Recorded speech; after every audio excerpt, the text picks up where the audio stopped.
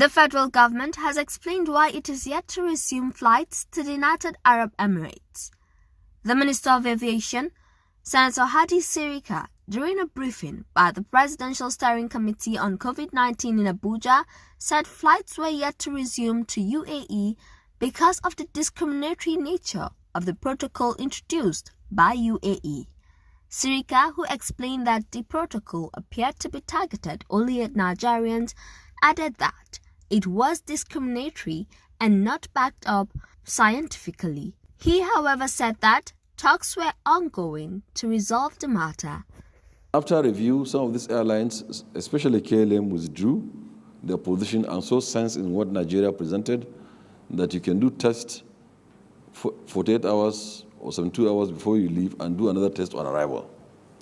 Emirates at that time wanted us to do a test 48 hours before, then come to airport.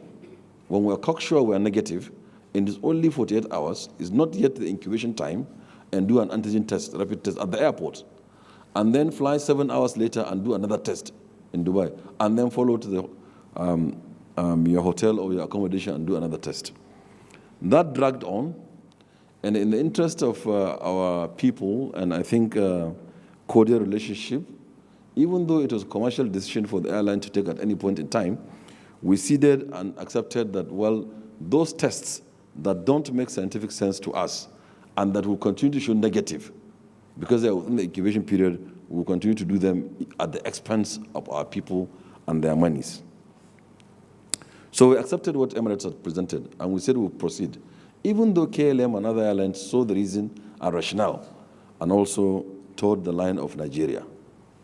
In this case, Emirates insisted again that, okay, in addition to the test 48 hours before, the antigen test, the test on arrival, and further test and test and test, in addition also that you cannot fly into UAE except through the airlines, which is Emirates airline. But if you choose to do so on another airline, for example, you want to follow Ethiopian or Qatar or Turkish or any other airline for that matter, you must remain in that country of that particular airline for 2 weeks if you are a Nigerian before you continue to Dubai. So you must go by Emirates. And of course, Nigerians, majority of Nigerians are petty traders, and the ticket of Emirates, in this case, may be higher than that of Ethiopian, but they must follow Emirates. So civil aviation is guided by agreements, by international convention, by a norm, by a practice. It is only one aviation. There's no aviation B. So we found this position to be discriminatory against our country and is therefore not acceptable. The total death in Nigeria may be 3,000. In one day, 3,000 Italians were dying, or British people. But they're still allowed to go direct to UAE. Even currently now, if you're a Nigerian and you jump across, you went to Ghana, you went to, so a Ghanaian can go to Dubai direct. So a Nigerian, so a Rwandan. So it is country specific, and it is not acceptable by convention, by the agreements that we sign between us and UAE. So this is the situation. It's not any ego thing or anything. It is a fact that we cannot be isolated as the only country that they will apply this to. And in one of our discussions, they said, well, it's also the same case with South Africa. I want to put it on record that South Africa as a country wrote and demanded that condition be applied upon them. So it's their own choice. But it is not the choice of Nigeria that we should be excluded and we should be discriminated against. We're still talking, and we'll likely escalate the matter.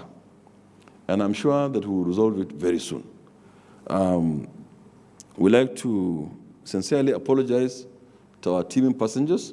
We're very conscious of the fact that there are some people that need to travel for medical reasons. Some are working, some are students, and many other people. Some are doing their lives, including holidaymakers. We believe that you have a right to travel to Dubai. We do believe so. But in international convention, international agreement, and for what it is that there is only one aviation, we cannot be discriminated against. Thank you.